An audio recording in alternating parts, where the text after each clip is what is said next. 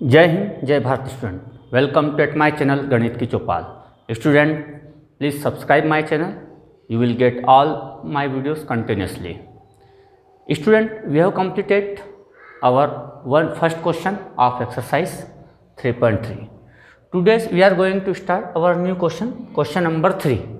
Question number 2 आप easily solve कर लेंगे, इसलिए उसको मैंने छोड़ दिया है। क्वेश्चन नंबर 3 को हमने स्टार्ट किया है, जिसमें क्वेश्चन को पहले आपको लीनियर इक्वेशन में कन्वर्ट करना है और उसके बाद उसको सब्स्टिट्यूशन मेथड से इसका सॉल्यूशन निकालना है। तो सब्स्टिट्यूशन मेथड से सॉल्यूशन करने की मेथड हमने इसके पहले वाले वीडियो में कंप्लीट कर दी। हम केवल यहाँ पर कैसे इन क्वेश्चन से लीनियर इक्वेशन फॉर्म करेंगे वो समझेंगे। तो जो फर्स्ट क्वेश्चन है बहुत इजी है। The difference between two number is 26। Two numbers हैं, उसका डिफरेंस 26 है, पॉजिटिव है 26। इसका मतलब एक नंबर लार्जर है और एक स्मॉलर है। तो ये हो गई आपकी कंडीशन फर्स्ट। मैंने पहले भी आपको समझाया है कि यहाँ पर आपको दो कंडीशन को सेपरेट करना है। सबसे पहले तो एक कंडीशन ये हो गई, and one number is 3 times the other. ये सेकंड कंडीशन हो गई, इससे सेकंड इक्वेशन फॉर्म होगी। तो हमने क्वेश्चन को सेपरेट कर लिया। अब यहाँ पे टू नंबर्स की बात हो रही है, तो हम पहले उनको सपोज कर लेते हैं सॉल्यूशन में। Solution, let larger number is x and smaller is y। यहाँ पर दो नंबर हमने मान लिया, एक लार्जर है और एक स्मॉलर है। अब जो आपकी कंडीशन फर्स्ट है वो आपको पहली लीनियर इक्वेशन को फॉर्म करेगी, और वो है difference between two number is 26। 26 दो नंबर का डिफरेंस है, इसमें लार्जर नंबर x है, स्मॉलर नंबर y है, और इनका जो डिफरेंस है वो 26 है। ये आपकी फॉर्म हो गई इक्वेशन फर्स्ट। कंडीशन फर्स्ट से आपको फर्स्ट इक्वेशन मिली। अब हम कंडीशन सेकंड लेकर चलेंगे। दोनों सेपरेट कंडीशन हैं, इसलिए फर्स्ट का सेकंड से कोई लेना देना नहीं। फिर क्या कह रहा है, वन नंबर इज, तो हमने मान लिया one number is means large number is 3 times other smaller. अब लार्ज नंबर हमने x माना है, 3 into Y, smaller number y माना है। तो ये आपकी हो गई इक्वेशन सेकंड। इसको इसी फॉर्म में रहने से आसानी होगी कि आप डायरेक्ट वैल्यू सब्स्टिट्यूट कर सकते हो। आपको थर्ड इक्वेशन बनाने की जरूरत नहीं, आप यहीं से डायरेक्ट x की वैल्यू यहाँ सब्स्टिट्यूट कर सकते हैं। तो इक्वेशन सेकंड से हमने सब्स्टिट्यूट कर दी इक्वेशन फर्स्ट में वैल्यू, तो x की प्लेस पर हो गया आपका 3y minus Y is equal to 26 means 2y is equal to 26 means y is equal to 26/2। This is 13, और 13 को आप यहाँ पर रख दीजिए। तो इक्वेशन सेकंड में रखने पर x is equal to 3y means 3 into 13 means it is 39। अब आप चेक कर सकते हैं, टू नंबर्स हैं। अब कह रहा है कि इन दोनों का डिफरेंस 26 है, तो आप देखिए इन दोनों का डिफरेंस 26 है। और फिर हम लिख रहे हैं कि one number is 3 times the other means larger number is 3 times other. तो लार्जर नंबर जो है अदर का 3 टाइम्स मीन्स 13 3 या 39। या आपका सॉल्यूशन चेक हो गया। आप इसे सॉल्यूशन को चेक कर सकते हैं। Next question, question number 2, question number second third का, the larger number of 2 supplementary angle. 2 supplementary angle ये अपने आप में एक कंडीशन है। 2 सप्लीमेंट्री एंगल अपने आप में एक कंडीशन है। The larger number of angle exceeds the smaller by 18 degree. ये एक दूसरी सिचुएशन। यहाँ देखने पर नहीं लगता कि दोनों सिचुएशन सेपरेट है, लेकिन ये अपने आप में एक कंडीशन है। और अगर हम इसको पढ़ते तो the larger number angle exceeds the smaller by 18 degree and 2 supplementary angle. तो इस तरह से दो सेपरेट कंडीशन हो। अब मैंने कंडीशन फर्स्ट के लिए यहाँ पर दो एंगल्स हैं, एक लार्जर है एक स्मॉलर है। तो लार्जर एंगल को हमने x डिग्री मान लिया और स्मॉलर एंगल को हमने y डिग्री सपोज कर लिया। अब जो कंडीशन फर्स्ट है वो क्या कहती है कि larger angle is exceed the smaller by 18 degree, smaller angle से 18 डिग्री एक्सिड मीन्स ज़्यादा है, तो लार्जर को हमने x माना है, स्मॉलर को y माना है, प्लस 18 इसको ऐसे ही रहने दें, सब्स्टिट्यूशन मेथड में इसमें हेल्प मिलती है। और कंडीशन सेकंड जो है टू सप्लीमेंट्री एंगल, तो अपने आप में एक कंडीशन हो गई। सप्लीमेंट्री एंगल मीन्स ऐसे टू एंगल्स जिनका सम 180 डिग्री हो, तो ये supplementary angle x and y, it means दोनों का सम 180 डिग्री हुआ, तो x plus Y is equal to 180 degree. This is equation second. Direct आप x की वैल्यू इसमें सब्स्टिट्यूट कर दीजिए, तो y की वैल्यू आएगी, y की वैल्यू यहाँ रख दीजिए, तो x की वैल्यू आ जाएगी। इस तरह से आपके दोनों एंगल्स सॉल्व हो जाते हैं। जो क्वेश्चन नंबर 3 का थर्ड है, यह question same to same exercise 3.1 का क्वेश्चन नंबर 2 जैसा है। तो एक्सरसाइज 3.1 का क्वेश्चन नंबर 2 हम लोग पहले सॉल्व कर चुके हैं, तो वैसा का वैसे ही आप इसको सॉल्व कर सकते हैं, और जो इक्वेशंस मिलेगी उसको आपको सब्स्टिट्यूशन मेथड से सॉल्व आप कर पाएंगे। क्वेश्चन नंबर 3 इसका fourth question, the taxi charges in a city consist of fixed charges together with the charges for the distance cover.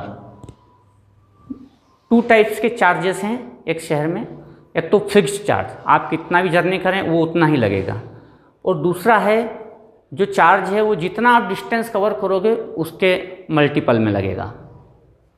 For a distance of 10 kilometre charge, ये आपकी first condition 10 kilometre distance के लिए। For a distance charge paid is ₹105। अब एक person ने total 105 rupees charge paid किया, इसमें दोनों शामिल थे। And for journey 15 kilometre the charge paid is ₹155, और 15 किलोमीटर के लिए उसने इतना पेड किया। What are the fixed charges and the charge per kilometre, तो यहाँ पर दो कंटेंट है या दो करेक्टर्स हैं, फिक्स्ड चार्ज और चार्ज पर किलोमीटर। हम एक को x मान लेते हैं और एक को y मान लेते हैं। तो यहाँ हमने सपोज कर लिया, लेट फिक्स्ड चार्ज इज ₹6 पर kilometre and charge per kilometre is ₹y। तो यहाँ पर दो तरह के चार्जेस है, fixed and charge per kilometre. अब यहाँ पर दो कंडीशन है, तो पहली कंडीशन है डिस्टेंस 10 किलोमीटर के लिए, तो हमने मान लिया कि condition first for distance 10 kilometre. तो 10 किलोमीटर डिस्टेंस के लिए दो तरह के चार्ज लगेंगे, एक तो लगेगा फिक्स्ड चार्ज और फिर इसमें ऐड होगा चार्ज पर किलोमीटर। ये टोटल वो कह रहा है कि डिस्टेंस 10 किलोमीटर के लिए उसने पेड किया ₹105। तो फिक्स्ड चार्ज तो फिक्स्ड ही है, वो तो x रहेगा, लेकिन जो चार्ज पर किलोमीटर है, पर किलोमीटर मीन्स 1 किलोमीटर के लिए ₹y है। अब इस पर्सन ने 10 किलोमीटर का डिस्टेंस कवर किया है, तो 1 किलोमीटर का ₹y है, इसलिए यहाँ पर 10 किलोमीटर का हो जाएगा टोटल 10y। तो चार्ज पर किलोमीटर और फिक्स्ड चार्ज दोनों मिलकर के हो गए उसके 105, ये हो गई उसकी पहली इक्वेशन। सेकंड कंडीशन जो बनेगी, कंडीशन सेकंड, वो आपकी बनेगी फॉर अ जर्नी 15 किलोमीटर। ये 15 किलोमीटर के लिए बनेगी, हम यहाँ पर लिख देंगे फॉर डिस्टेंस 15 किलोमीटर। यहाँ पर भी दो तरह के चार्ज देना है उसको, एक देना है फिक्स्ड चार्ज, दूसरा देना है चार्ज पर किलोमीटर। और जब 15 किलोमीटर का वो डिस्टेंस कवर करता है तो उसको ₹155 टोटल बनता है, तो ₹155 टोटल उसने फिक्स्ड चार्ज पे किया, चार्ज पर किलोमीटर पे किया, कुल मिलाकर 15 किलोमीटर के लिए ₹155। अब जो फिक्स्ड चार्ज आप 1 किलोमीटर चलें, 10 किलोमीटर चलें या 15 किलोमीटर चलें, वो फिक्स्ड है, मीन्स वो तो ₹1 ही है। जो सेकंड चार्ज है वो चार्ज पर किलोमीटर है, जितना ज़्यादा चलेंगे उतना मल्टीपल हो जाएगा, तो वो है ₹y पर किलोमीटर के हिसाब से। और यहाँ पर उसकी जो जर्नी है वो 15 किलोमीटर की है, तो 15 टाइम्स हो जाएगा, और ये दोनों मिलकर के उसने 155 पेड किए। ये हो गया आपकी इक्वेशन सेकंड। अब फ्रेंड्स इसको आपको सब्स्टिट्यूशन मेथड से सॉल्व करना है। इससे आपकी x और y की वैल्यू आ जाएगी। x और y की वैल्यू का मतलब हो गया कि चार्ज, फिक्स चार्ज आ जाएगा, y की वैल्यू का मतलब हो गया चार्ज पर किलोमीटर आ जाएगा। अब इसके क्वेश्चन के लास्ट में एक और लाइन है, how much does a person have to pay for travelling a distance of 25 kilometre.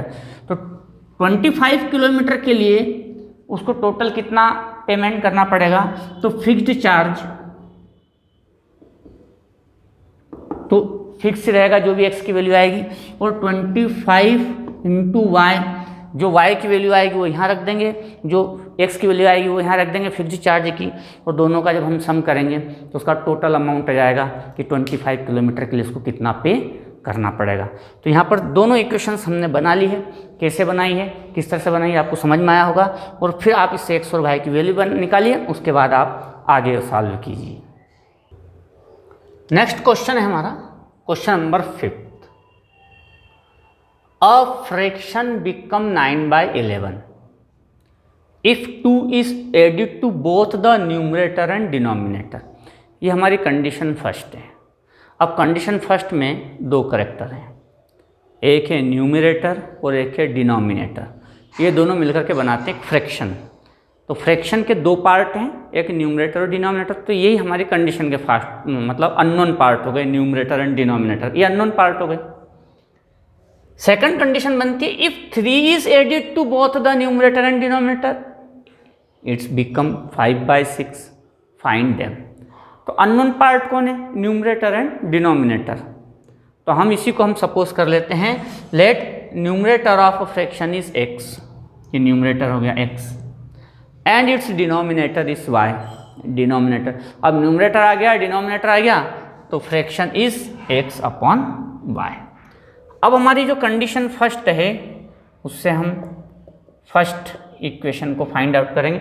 और जब ये डिसाइड होता है कि ये कंडीशन फर्स्ट है, कंडीशन सेकंड, तो जब फर्स्ट को सॉल्व करते तो पहले फर्स्ट पर ही कंसंट्रेट कीजिए, क्योंकि सेकंड का उससे कोई लेना देना नहीं होता है। तो हमारी फर्स्ट कंडीशन क्या है, अ फ्रैक्शन बिकम 9/11। तो हमारा फ्रैक्शन है x upon y,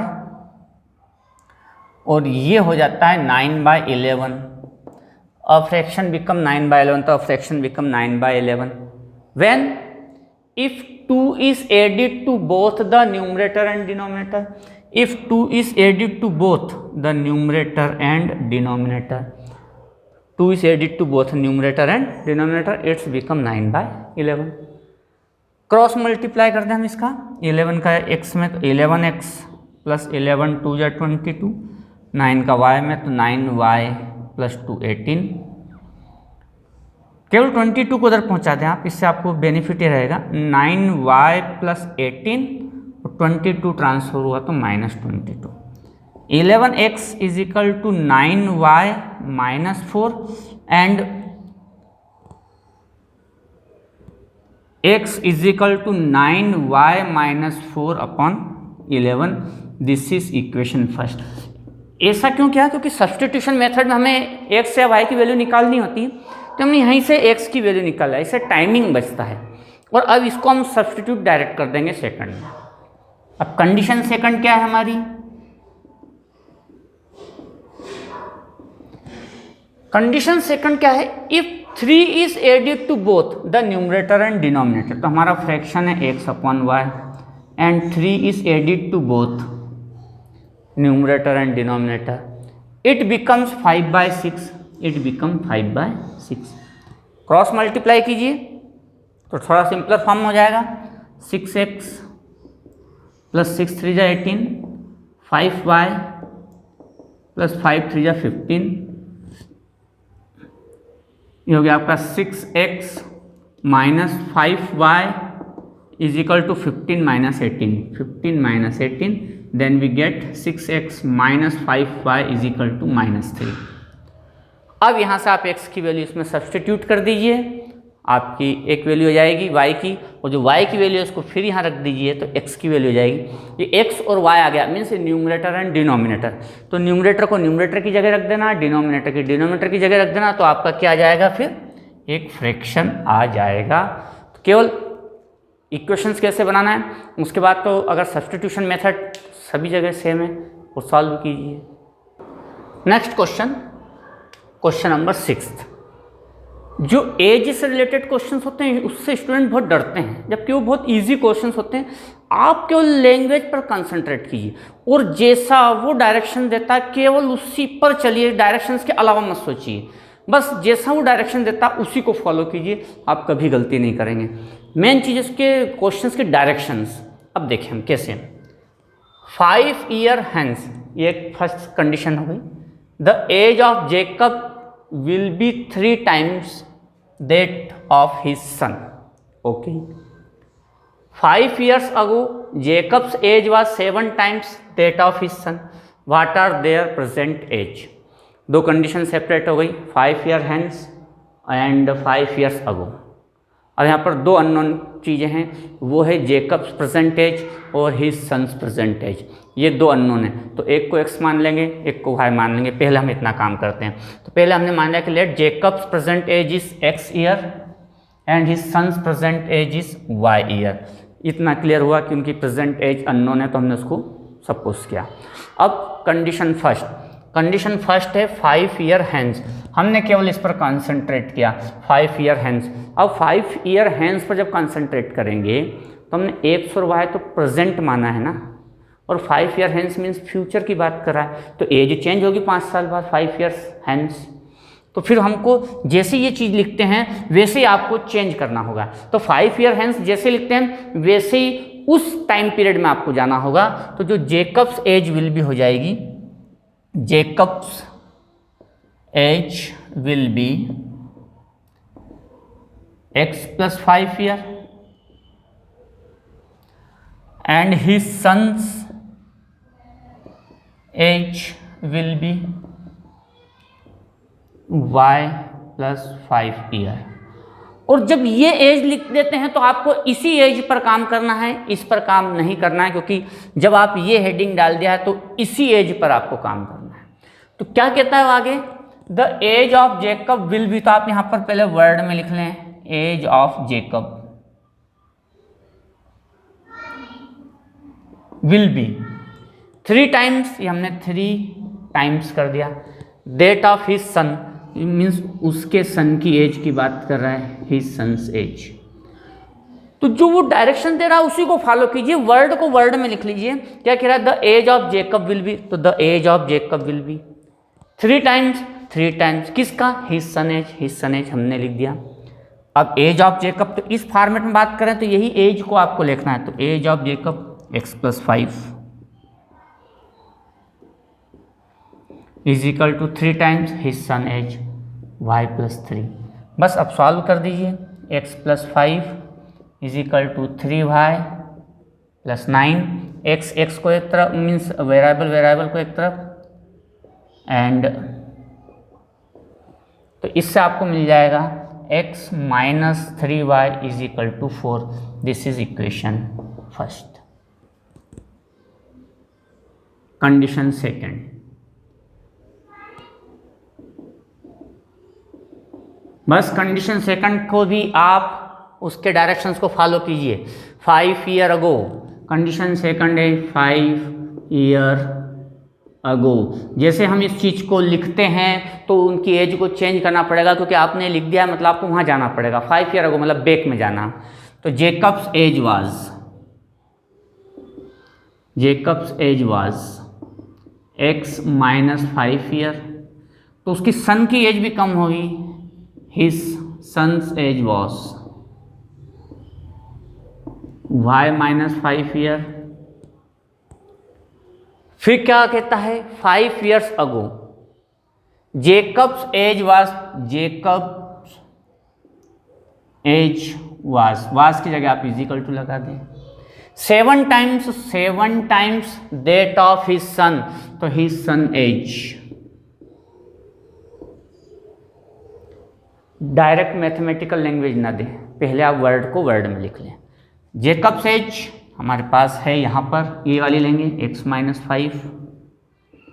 his son age 7 times y minus 5, multiply कीजिए x minus 5 is equal to 7y minus 35 means x minus 7y variable एक तरफ, -35 + 5 means x minus 7y is equal to -30।